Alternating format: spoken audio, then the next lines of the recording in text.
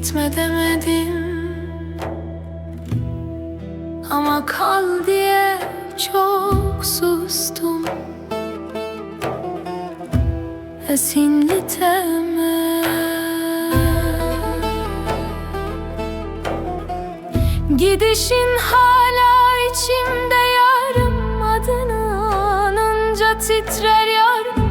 Bir fotoğraf kaldı elimde, gülüşün hala benimle sanki. Tuçuyi dilemin şikest, ez beteman bedest. Naveteli dilemine, esinci hezdi kim? Gittiğin yerde unutma beni. Jiminre bir neke ezip ömrüm. Ben seni hala seviyorum. Esinci hezdi kim? Bir gün dönersen eğer tuve geri, ezliverim ama kalbim artık yorgun. Dilimin dişi kestiye.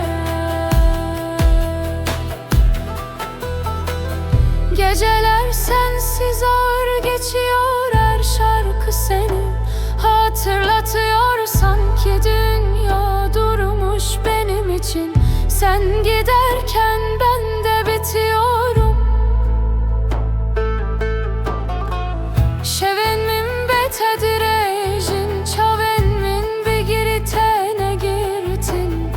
Ez her roştare ki dimirim tunizani halemin çavaya.